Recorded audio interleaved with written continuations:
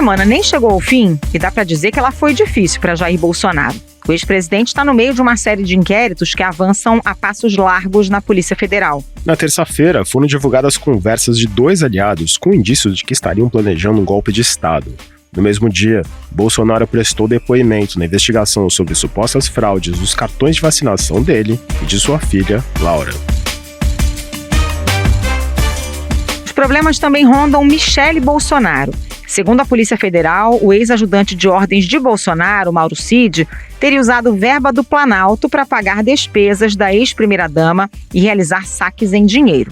Em outra mensagem, a assessora de Michele, Gisele da Silva, pediu em nome da então primeira-dama que Mauro Cid fizesse pagamentos mensais a Rosemary Cardoso Cordeiro. Segundo a PF, Rosemary emitiu um cartão de crédito adicional em nome de Michele e os gastos eram pagos com depósitos em dinheiro. No Ao Ponto de hoje, detalhamos as investigações da Polícia Federal envolvendo Bolsonaro, Michele e aliados próximos e quais são os riscos para o entorno do ex-presidente. Para explicar esses casos, a gente conversa com o repórter Eduardo Gonçalves, da sucursal do Globo em Brasília, e com a colunista Bela Megali. Eu sou Carolina Moran. Eu sou o Felipe Barini. O Ao Ponto de 18 de maio de 2023 começa agora. Vem com a gente. Eduardo Gonçalves, mais uma vez bem-vindo aqui ao Ponto. Tinha muita expectativa em torno desse novo depoimento do Bolsonaro à Polícia Federal, mas parece que a principal estratégia foi negar qualquer culpa nas acusações que pesam contra ele. São várias, né? A gente vai falar aqui ao longo do episódio. Vou começar aqui pela que motivou esse depoimento, que foi o caso dos cartões da vacina. Ele disse que não sabia de nada, né? Sim, oi Felipe, oi Carol. Sim, ele disse que não sabia de nada, ele voltou a afirmar o que ele já tinha afirmado pra gente, pra imprensa, e que os próprios advogados dele já estavam dizendo, que o presidente, que ele não tomou a vacina e que como chefe de Estado e tal, ele não precisava do certificado, então ele não sabe por que aconteceu essa fraude no cartão de vacinação dele. E aí o que acho que tem de mais importante é que ele confirmou, né, e disse que quem tinha acesso ao Conect SUS, ao aplicativo do SUS, era o ex-ajudante de ordens dele, Tenente Coronel Mauro Cid. Eduardo Bolsonaro disse que não pediu para que os dados dele fossem alterados no sistema do SUS, mas ele explicou como e por qual razão a conta foi acessada em várias ocasiões, a conta dele, né, no Conect SUS, como mostra o inquérito da Polícia Federal? Ele disse que não tinha conhecimento desses fatos, que desconhecia isso, mas só disse que quem tinha acesso a essa conta era o Mauro Cid, no caso dele, né? E no caso da filha do ex-presidente, a filha caçula dele, de 12 anos, que também acessaram, né, a conta dela no Conect SUS para emitir o certificado, ele disse que desconhece, que não sabe quem teria acesso a esse aplicativo, enfim, foi o que ele disse ontem para a Polícia Federal. Eduardo, a vacina foi o motivo oficial do depoimento, mas o Bolsonaro também teve que responder perguntas sobre os indícios de que alguns de seus aliados tentavam articular um golpe de Estado. Você e o Thiago Bronzato mostraram essa semana material inédito, mensagens de alguns desses aliados que foram obtidas pela Polícia Federal. O que eles estavam conversando nesses aplicativos de mensagem? Primeiro, para explicar direitinho para o ouvinte, essas mensagens foram obtidas da nuvem do celular do major reformado Ailton Barros. O major, ele tinha uma certa relação com o ex-presidente Jair Bolsonaro e costumava mandar várias mensagens para o Mauro Cid, a quem ele chamava de Cidinho nas mensagens. E basicamente a PF chegou à conclusão de que realmente existia a articulação de um plano de golpe de Estado para impedir a posse do presidente Luiz Inácio Lula da Silva, né? São basicamente 5 áudios e 2 prints, né, que a PF focou. Essas mensagens, uma das que mais chamou a atenção da PF foi justamente uma mensagem que o Ailton mandou para o Mauro Cid, isso em fevereiro de 2022, no qual ele falava que fez contato com grupos que organizaram o 7 de setembro de 2021 e que ele poderia operar dentro desses grupos, colocar pautas de interesse do governo nos grupos, e aí ele cita duas dessas pautas que seriam o impeachment do ministro do STF, Alexandre de Moraes, e os ataques às urnas eletrônicas, né? Isso numa mensagem ele mandou para o Mauro Cid. E aí a PF detectou que essa mesma mensagem também foi enviada para um contato denominado PR01, que a PF acredita que seja do ex-presidente Jair Bolsonaro. Só que aí o Ailton mandou essa mensagem e apagou, e mandou uma mensagem em seguida dizendo assim, já fui buscar orientações com o Cidinho, por isso que eu apaguei aqui. Enfim, essa é uma das mensagens que a PF pegou aí na nuvem e que levou ela a chegar a essa conclusão de que realmente havia articulação ali de um golpe de Estado. E aí tem outros áudios que foram gravados já em dezembro de 2022, ou seja, no final do ano, antes da posse do Lula, mas no final do governo Bolsonaro, e que mostra o Ailton com outros militares discutindo claramente assim como que eles estavam pensando em fazer um golpe mesmo, em impedir a posse do Lula. Eles falam em prender o ministro Alexandre de Moraes. Para isso eles usariam ali o Comando de Operações Especiais do Exército, que é uma tropa de elite do Exército que fica sediado aqui em Goiânia. Enfim, onde eles discutiam essas questões. Aí até tem um dado momento ali que eles falam que iam precisar de 1.500 homens, que ia precisar organizar direitinho e tal. E nessas mensagens eles chegam até a reclamar, se queixar, né, da alta cúpula militar, do próprio comandante do Exército, o que na época era o general Freire Gomes, que ele não estava encampando essas ideias, essas teses. Enfim, foi isso que a PF conseguiu descobrir nessas mensagens.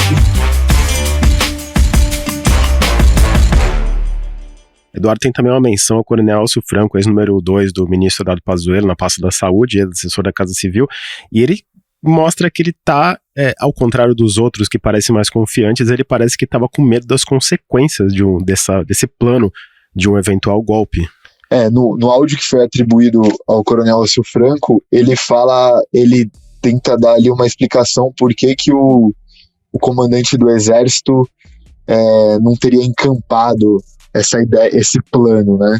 Que ele diz, enfim, que o general teria medo das consequências, do que poderia acontecer, mas assim, acho que é importante salientar que, pelo menos por enquanto, o coronel Elcio Franco não é um dos investigados, diferente do Ailton, que tá preso preventivamente, né? E o que disse Bolsonaro? Ele tentou, assim como nas acusações ligadas ao cartão de vacina, se desvincular do caso, especialmente das pessoas citadas pela Polícia Federal? Mais do que no caso da vacina, nessa questão das mensagens golpistas, né, o Bolsonaro diz, primeiro, que ele não mantinha um relacionamento pessoal com o major reformado Ailton Barros, foi da onde foi retirada essas conversas. Mas ele diz que realmente que ele tinha um contato com o major, mas que eram conversas esporádicas, segundo as palavras dele, e que geralmente o major se aproximava dele em épocas eleitorais. No caso, no ano passado, o major que foi expulso, né, do Exército em 2006, ele concorreu ao cargo de candidato a deputado estadual pelo Rio de Janeiro, pelo PL, mas não conseguiu votos suficientes. Mas até interessante que o próprio major, na época da campanha, divulgou alguns áudios que era o próprio presidente falando, e que chamava ele de segundo irmão. O Ailton chegou a acompanhá-lo em algumas agendas ali no Rio de Janeiro, enfim. Então eles tinham um certo contato, realmente. Um pouco antes, em campanha para deputado estadual, recebeu este áudio revelado pelo Jornal Extra. Ô Ailton, você sabe, você é um velho colega meu, paraquedista, Tu é o meu segundo irmão, né? Primeiro é o Negão, depois é você. Pô, tu sabe do carinho que eu tenho contigo, pô, da nossa amizade. Eu nem posso declarar meu voto, né? Mas você é um cara que eu gostaria muito que tivesse sucesso aí na vida, ok? Expulso do Exército em 2008, Barros tem uma extensa ficha na Justiça Militar. É réu em 13 processos com acusações como tentativa de abuso sexual, diversos episódios de violência contra militares, atropelamento e desacato a superiores.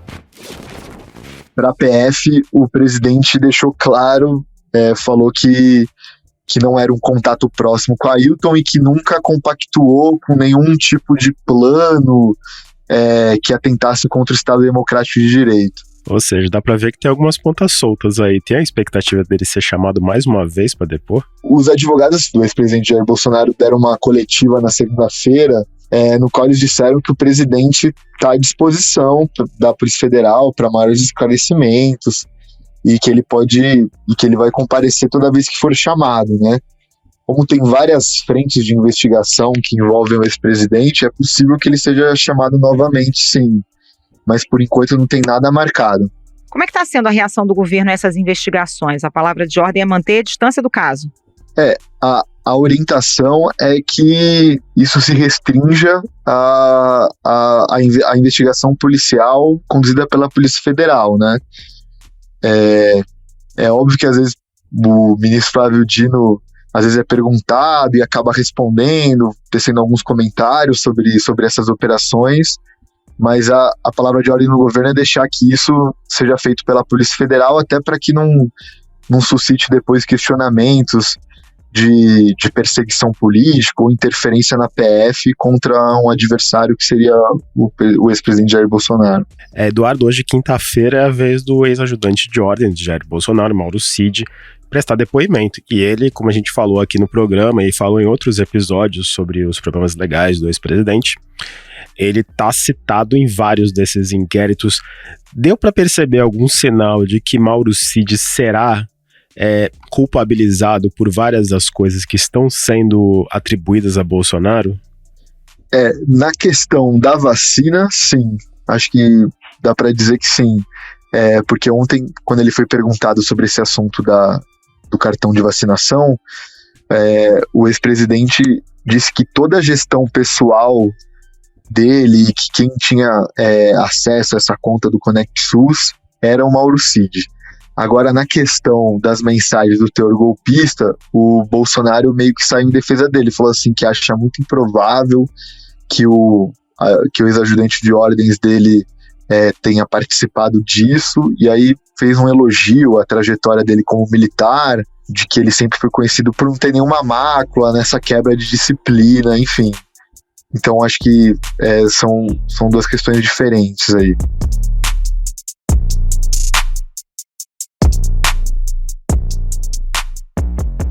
Eduardo Gonçalves, obrigada pela participação, bom trabalho aí para você. Muito obrigado, Eduardo. Volte sempre aqui ao Ponto. Tá bom, obrigado, Felipe, obrigado, Carol. Até.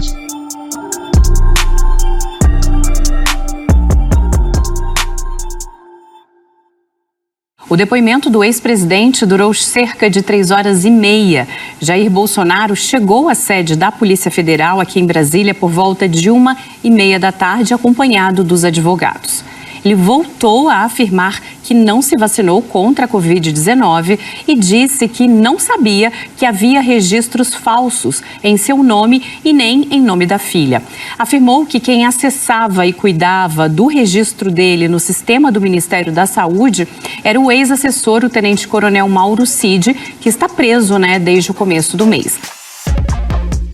Bela Megali, bem-vindo ao podcast mais uma vez. A gente já conversou aqui com o Eduardo Gonçalves, ele contou pra gente que o depoimento do Bolsonaro deixou mais pontas soltas do que propriamente explicou as dúvidas dos agentes da Polícia Federal. Nesse cenário, Bolsonaro e seus aliados mais próximos começam já a temer a possibilidade de prisão? Carol, primeiramente, oi, é um prazer estar aqui novamente. Oi para você, oi para o Felipe, para os ouvintes. Olha, hoje essa possibilidade de prisão não está no cenário do Jair Bolsonaro, Carol. A leitura que ele e os seus aliados mais próximos têm feito é que, nesse momento, a PF tem cercado as investigações no entorno do ex-presidente Jair Bolsonaro. A gente viu o seu ex-ajudante de ordens, o Mauro Cid, preso no início do mês. Também vimos o Anderson Torres, que foi ex-ministro da Justiça, preso e na semana passada solto, mas com uso de tornozeleira eletrônica. Agora também algumas investidas avançando em direção à ex-primeira-dama Michele Bolsonaro. Mas a leitura do ex-presidente é que até o momento não teria clima, ambiente político e também provas para levá-lo para trás das grades. Além do que, Carol, o Bolsonaro recebeu sinalizações de interlocutores do meio jurídico que, no caso dele, não há intenção de se decretar uma prisão preventiva, ou seja, uma prisão sem a condenação. Ministros do Supremo Tribunal Federal defendem que ele tem que se defender, passar por todo o processo legal para daí haver uma condenação e eventualmente um pedido de prisão, Carol, uma ordem de prisão no caso. Bela, desses muitos inquéritos que o Bolsonaro está no meio, qual que preocupa mais ele e seus assessores? Felipe, hoje certamente é uma investigação, na verdade é uma ação que corre no Tribunal Superior Eleitoral que pode deixar o ex-presidente inelegível. A gente até já chegou a falar para os nossos ouvintes aquela ação que ele dissemina fake news sobre as urnas para embaixadores no ano eleitoral. Vamos lembrar que o Bolsonaro responde a uma série de ações na Justiça, tanto Justiça Comum quanto no Supremo Tribunal Federal, entre elas a das joias trazidas ilegalmente da Arábia Saudita, que seriam destinadas a ele e a ex-primeira-dama Michele, a da falsificação do certificado de vacina que levou o Cid para trás das grades e a dos atos golpistas. Inclusive, aí no último mês, o Bolsonaro depois no âmbito desses 3 inquéritos. Então, são investigações que estão mais quentes na Polícia Federal e agora também, ao longo da última semana, a gente viu aquela investigação de pagamento, suspeita de desvio de dinheiro do Palácio do Planalto para pagamentos de despesas da Michele Bolsonaro, que também é outra investigação que está no radar e preocupando o entorno e o próprio ex-presidente Jair Bolsonaro. Mas, como eu citei, ainda há uma leitura de que isso traz mais desgaste de imagem política do que, de fato, ele correr um risco de hoje, no dia de hoje, e ser preso, Felipe. A gente vai ter nessa quinta-feira o depoimento do Mauro Cid, o Anderson Torres prestou depoimento na semana passada e tem a sombra também do Ailton Barros. Dá para dizer que o Bolsonaro está cercado de homens-bomba, Bela? Carol, sim, ele está cercado de homens-bombas, mas que por hora estão mostrando fidelidade ao Bolsonaro e aos seus familiares. Existe um monitoramento constante feito por interlocutores de Bolsonaro junto a esses personagens que têm um poder aí de causar grandes estragos junto ao ex-presidente, caso venha a revelar, como as coisas funcionavam durante a presidência da República, de Jair Bolsonaro. Então tem esse monitoramento e hoje as respostas que o clã Bolsonaro recebem são, entre aspas, tranquilizadoras para eles. A mensagem que o Bolsonaro recebeu do Mauro Cid, por exemplo, é que ele estaria tranquilo e sob controle, tranquilo dentro do possível, afinal ele está preso, e que no depoimento desta quinta-feira deve assumir a culpa sobre a inserção de dados falsos nos cartões de vacina. Agora é ver para crer, porque a gente pode lembrar o nosso ouvinte que no depoimento que o Cid fez em relação às joias sauditas, ele colocou na conta do Bolsonaro, disse que agiu por ordem do então presidente da República, Carol. Vale a gente lembrar também que o Anderson Torres foi solto na semana passada, mas logo no dia seguinte a sua defesa saiu correndo para marcar uma coletiva de imprensa e dizer que ele não iria fazer delação. Então, os sinais que o Bolsonaro vem recebendo desses possíveis homem-bomba é que eles estão sob controle. Bela, a gente está falando de fidelidade e a quantas anos a disposição dos aliados de Bolsonaro sair sua defesa? Você até conversou com o Ciro Nogueira, ele disse que a prisão de Bolsonaro seria criar um monstro, mas teve uma entrevista anteontem do Aldemar da Costa Neto, presidente do PL, que ela ficou mais marcada por dúvidas e por memes do que por certezas. Como que está esse entorno do apoio a Bolsonaro? Felipe, eu até considero o Valdemar, eu acho que a intenção dele proteger o Bolsonaro, mas ele é tão sincero que ele não consegue fazer isso em muitas de suas entrevistas. Então, eu até em conversas que tenho com o presidente do PL, vejo que a intenção dele é proteger, mas na verdade ele vai na linha oposta pelo estilo sincero que tem mesmo. O Bolsonaro não é uma pessoa como nós. Ele não é uma pessoa... O Bolsonaro não é uma pessoa normal. Eu não estou dizendo que ele é errado ou certo. O Bolsonaro não é uma pessoa normal. Já começa pelo carisma que ele tem, que é uma loucura. Não dá para entender. Por exemplo, você vê a popularidade que ele tem hoje, quer dizer, o país está dividido, infelizmente, mas o Bolsonaro tem esses problemas, ele tem dificuldade. Mas o Bolsonaro é tido no PL como um importante cabo eleitoral para a eleição de 2024. Mas o partido agora está calculando quais brigas comprar. Por exemplo, é unânime, Felipe, na sigla, que eles não vão se indispor mais com ministros do Supremo Tribunal Federal, leia-se Alexandre de Moraes. Que chegou inclusive a bloquear contas da legenda. Então, vão defender Bolsonaro nas investigações. O Valdemar vai dizer, entre outros integrantes do partido, que não haveria prova contra eles, mesmo que a Polícia Federal mostre tantas evidências, mas tem um limite, né? Não vão comprar briga com o judiciário, indisposição com autoridades do legislativo para agradar o ex-presidente Jair Bolsonaro, Felipe.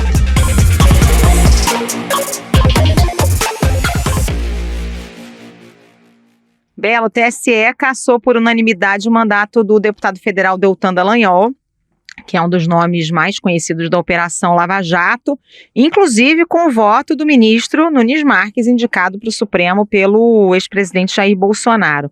Essa condenação acendeu um sinal de alerta em relação ao julgamento do Bolsonaro no TSE, julgamento esse que pode torná-lo inelegível, ou agora a maior preocupação é com os processos criminais? Carol, a preocupação segue alta em relação a esse julgamento no TSE.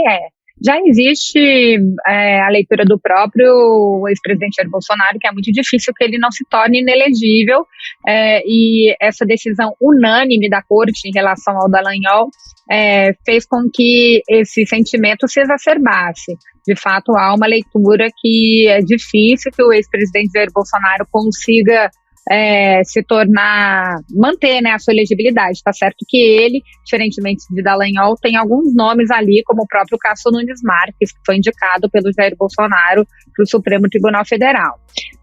Mas a maior preocupação, então, está em torno, né, dessa questão da inelegibilidade, porém, esses processos criminais, essas recorrentes solicitações para que o ex-presidente Jair Bolsonaro vá depor na PF, inclusive ele foi alvo de um mandado de busca e apreensão. Se existisse japonês da Federal, como existiu nos tempos da Lava Jato, teria batido, né, na casa do Bolsonaro, como bateu na casa do Lula no auge da Operação Lava Jato. Então, esses processos criminais, essas investigações da PF, têm sido vistos ali como um foco de desgaste à imagem do ex-presidente Jair Bolsonaro no PL.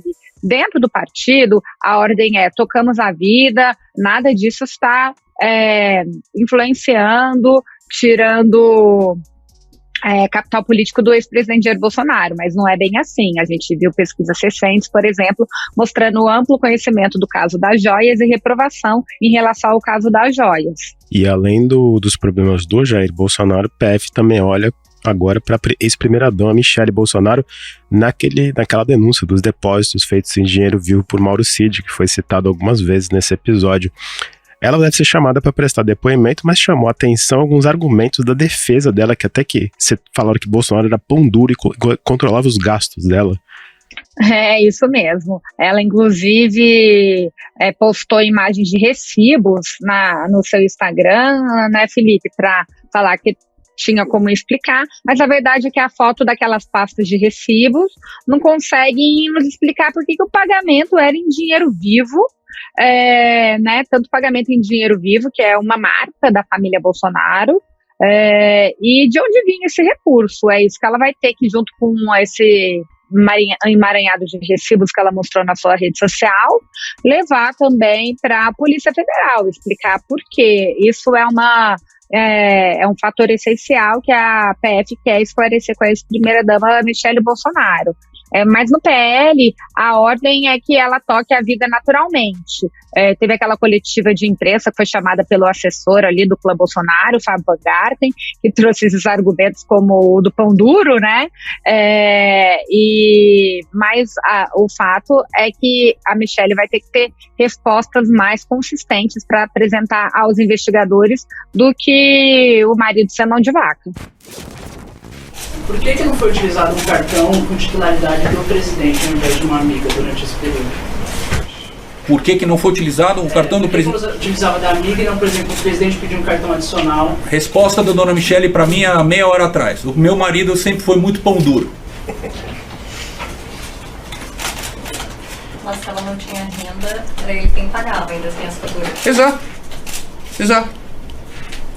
Exato, é o constrangimento do homem e mulher, deixa eu pagar, não deixa eu pagar, normal. Mas pelo que se fala aí nos bastidores da Polícia Federal, esse caso pode ter realmente desdobramentos mais graves para a Michele, Bela? O que eu ouço inicialmente é que ela ser convocada a depor, a Michele foi poupada até o momento, apesar de aparecer lateralmente em várias dessas investigações, né, Carol? Mas agora ela aparece no centro de uma investigação, já que a suspeita é de desvio de dinheiro público para pagar de maneira fracionada em espécie, com saques em espécie, né, e saques fracionados, para pagar despesas ligadas à ex-primeira-dama Michele Bolsonaro.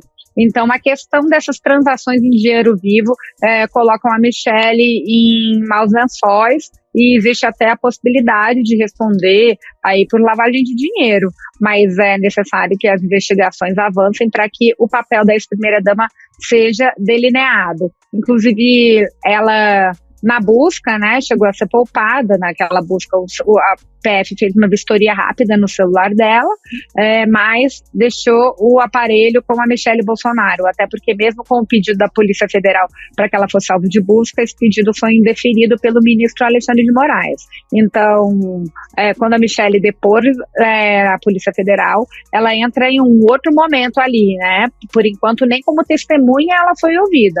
Agora, esse desdobramento pode trazer bastante desgaste para ela, que tem crescido aí como figura política do clã Bolsonaro, Carol.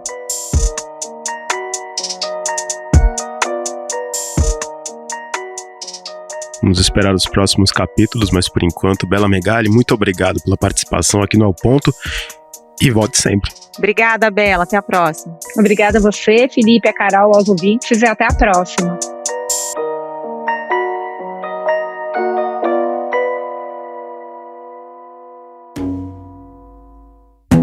Esse foi o Ao Ponto de hoje, o podcast diário da redação do Globo. Nessa conversa, a gente conta com a participação de toda a equipe do jornal, as mesmas pessoas que levam até você informação e análise de qualidade todos os dias. Quer saber mais? Assine o Globo. Acesse assineoglobo.com.br e confira todas as notícias e reportagens especiais. Neste episódio, usamos material divulgado pelo PL. A edição é de João Guilherme Lacerda. Até mais. Até mais.